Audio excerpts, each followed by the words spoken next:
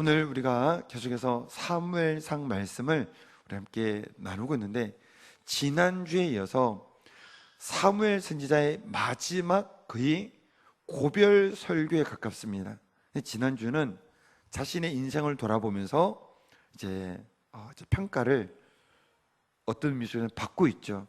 그래서 따뜻하게 자기의 삶을 돌아보고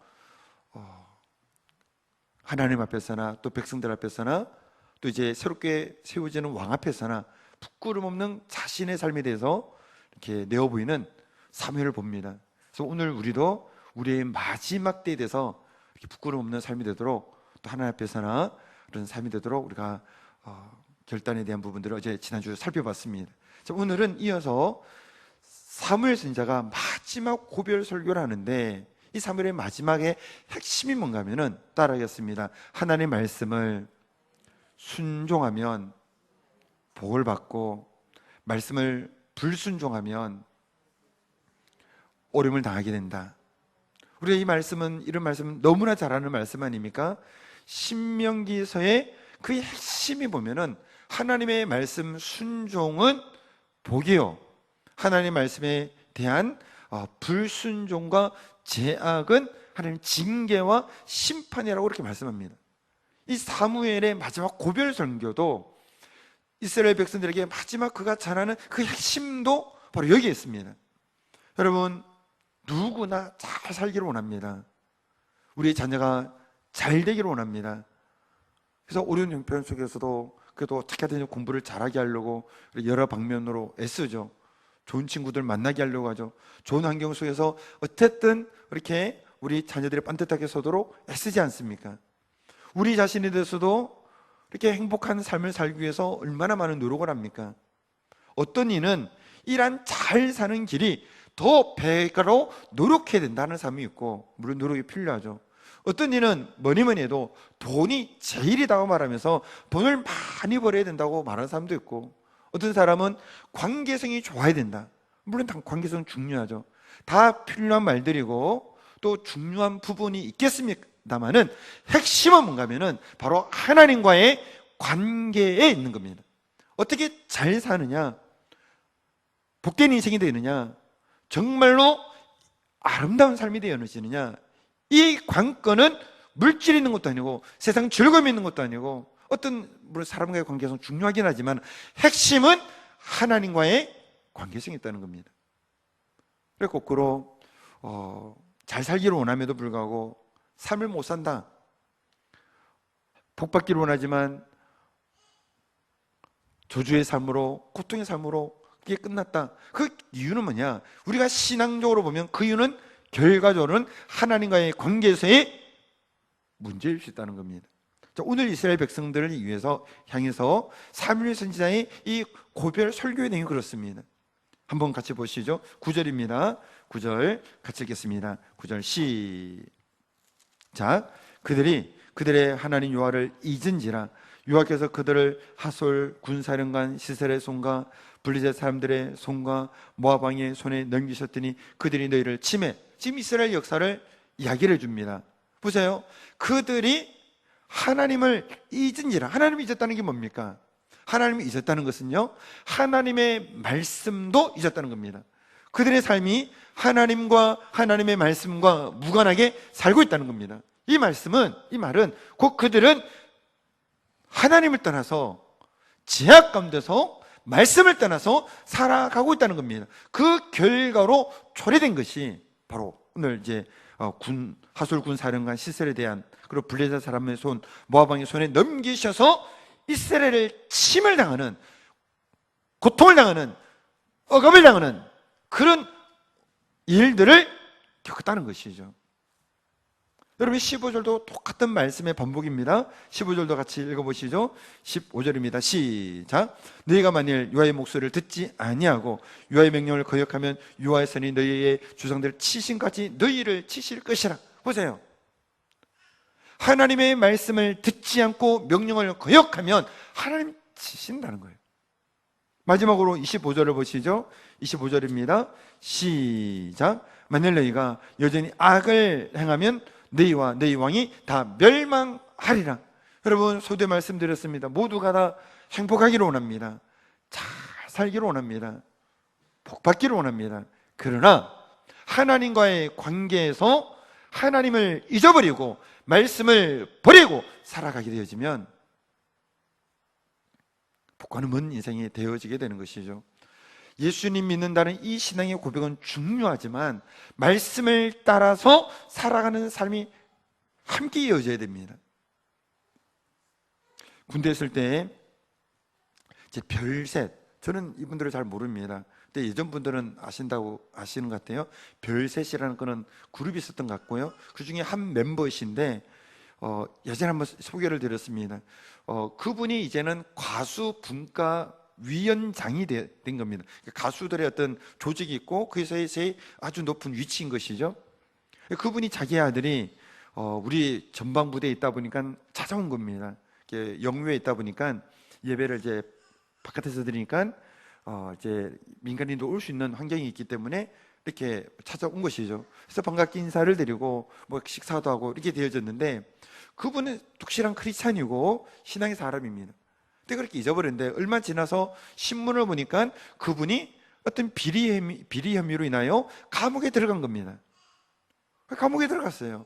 뭐 어떤 문제가 있었던 것이죠. 불법이 있었던 것이죠. 그리고 감옥을 다 징역을 다 치르고서 나오게 됐습니다. 그리고 조금 시간이 지난 후에 국민일보 역경의 열매라는 란이 있는데 그 속에 자신이 겪었던 일들을 쓴 겁니다. 그래서 그걸 또 우리 군 부대도 한번 왔다 갔던 분이시니까 유념히 봤더니 핵심은 이겁니다.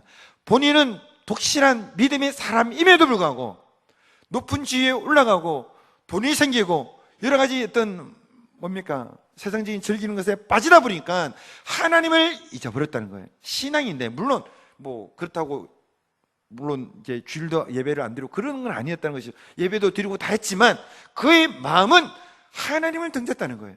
형식적인 신앙만 안고 세상 즐거움에 빠져서 재건되어 있었다는 거예요. 그런데 하나님께서 이렇게 그런 제들에 대한 그 부분들을 통해서 감옥에 넣어서 징계를 받게 하시고 그 일을 통하여 본인이 이제 깨달은 것이죠. 철저히 회개하고 나왔다는 겁니다.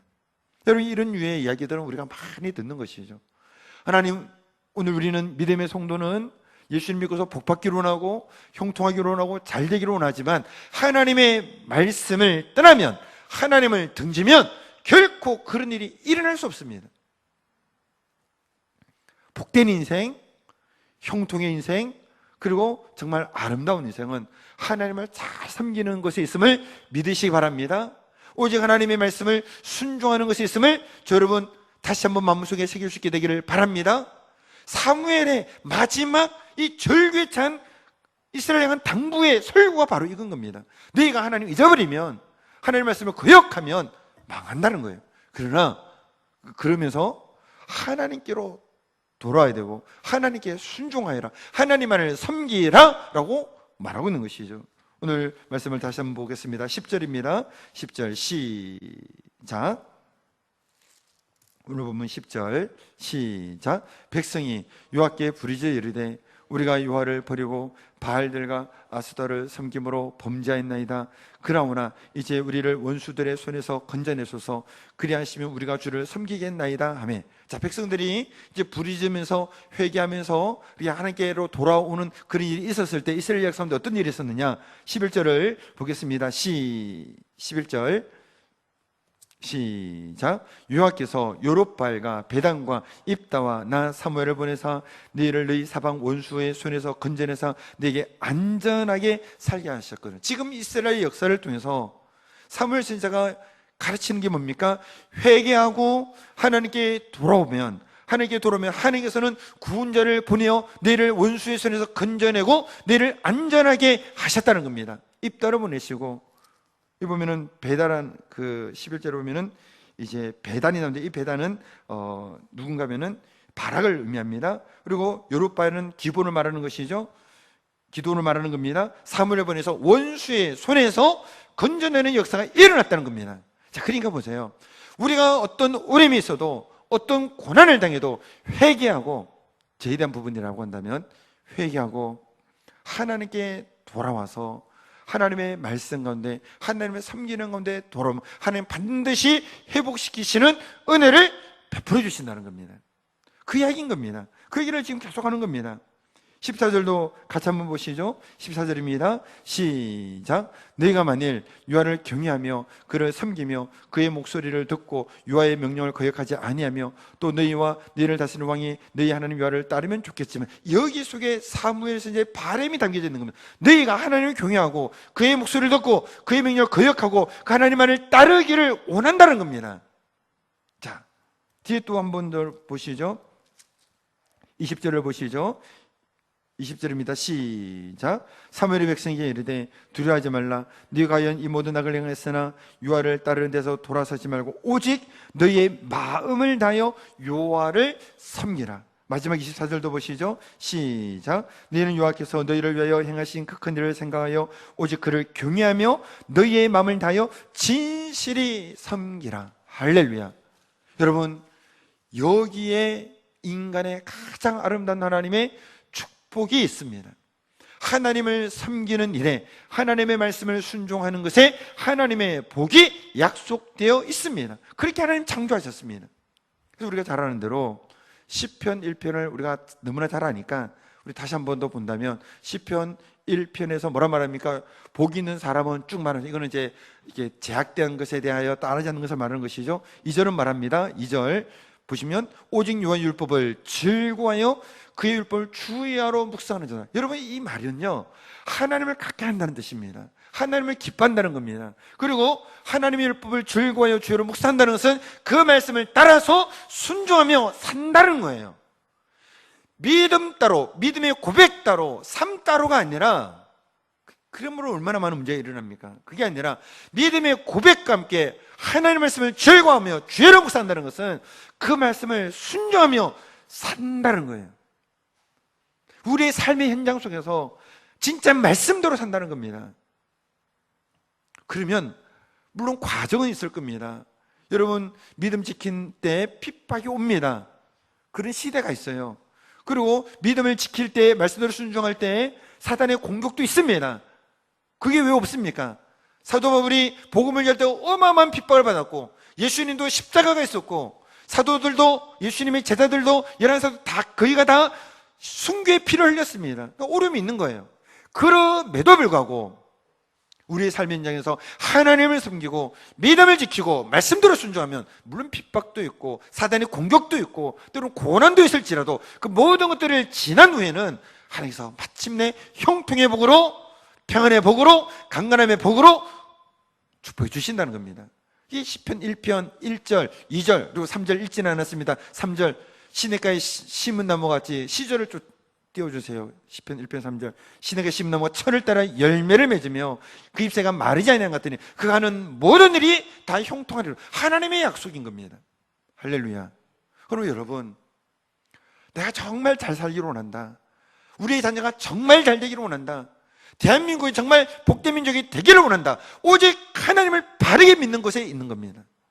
우리의 자녀가 물론 공부도 잘하면 좋겠습니다만은, 돈도 잘 벌면 돈도 잘 버는 직장 가고 또 좋은 그런 배우자 만나면 좋겠습니다. 가장 중요한 것은 하나님의 말씀을 잘 믿고 순종하고 하나님 섬기는 이 하나님 중심의 신앙생활입니다. 이거를 물려줘야 됩니다. 대한민국 정말 하나님 복받는 민족이 되어지려면요, 이 말씀의 선 민족이 되어지는 겁니다. 지금 많은 여러 가지 위기가 있긴 합니다만은 그래도 아직은 기회가 있는 것 같습니다. 우리가 잘 아는 대로 신명기 28장, 앞서 신명기 주제가 그랬다고 그랬죠. 사무엘 선지자가 이스라엘 백성들을 위해서 마지막으로 그들이 당부하는 내용도, 하나님 거역하고 불순종하면 망한다, 하나님께 순종하고 말씀을 따르면 하나님이 지켜주시고 안전하게 하시고 복 주신다, 그 이야기를 하고 있는 것이죠.